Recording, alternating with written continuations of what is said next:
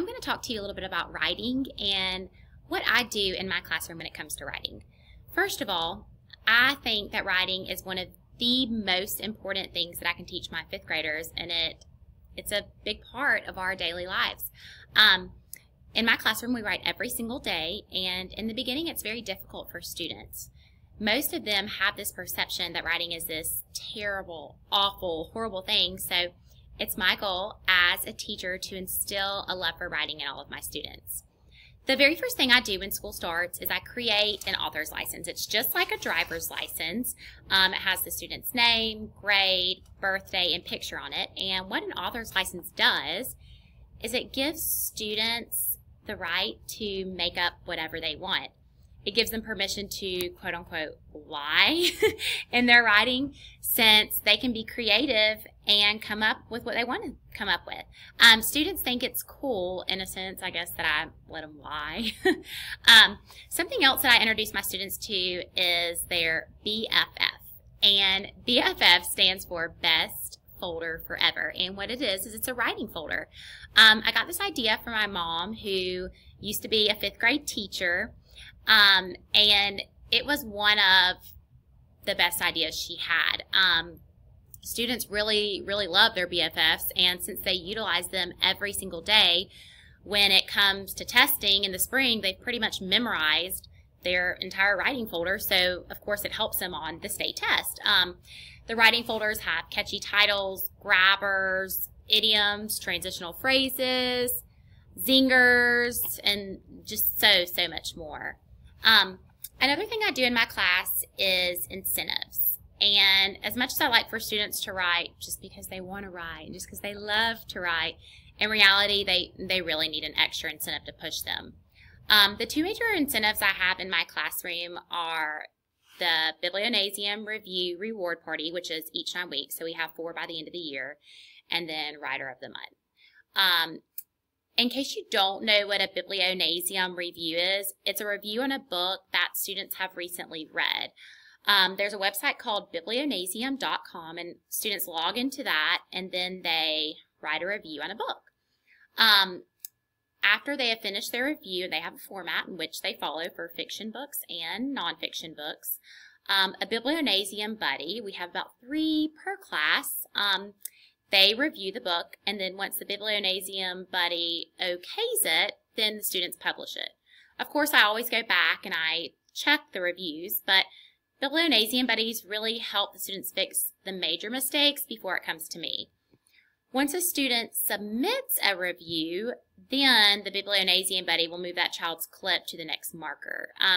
What I do is I have chip bowls in my classroom, and the middle part of the chip bowl, I just glue a round piece of paper with a number on it, and I glue them all to the wall, and the students just get to move their clip from chip bowl to chip bowl, and that's a good way for me to keep up with how many reviews they have, and it's a good way for them to keep up with it as well. Students earn the right to attend the Biblionasium 9 weeks party at the end of the 9 weeks, as long as they have 6 reviews completed. The next incentive I'm going to talk about is Writer of the Month. Now, everybody, and I mean everybody, wants to be Writer of the Month. When I give students a prompt, they're always like, Ms. Hilton, is this Writer of the Month? Because, and let me tell you now, if it is Writer of the Month, you can be guaranteed they're going to try 10 times harder on it than any other writing they turn into me. Writer of the Month is a competition between students in each class who has the best essay. Then whoever is chosen as Writer of the Month gets a formal invitation sent home, and that child's parents are invited to have lunch in the cafeteria with their child. Now, this is not some normal lunch. They get an outside lunch, they get white linen tablecloths, there are beautiful bouquets of flowers in the middle, sometimes we have balloons. It's a huge deal, and the principal recognizes it. Then in front of the entire lunch period, the child gets called on stage, they get a certificate, and they also get a gift card to Holly Sweet Tooth, which is a local candy and ice cream store. And a lot of the children walk to the square on Friday after school, so it's a huge deal. If they have their little gift card, they can go buy whatever in front of all the other children and tell all their friends they got Writer of the Month. The child's writing is also displayed on the bulletin board, which is right outside of the cafeteria. When teaching writing in 5th grade, I feel like it's the organization of writing, and sometimes the kids struggle with. So I came up with acronyms and jigs that help the students remember how to organize their papers.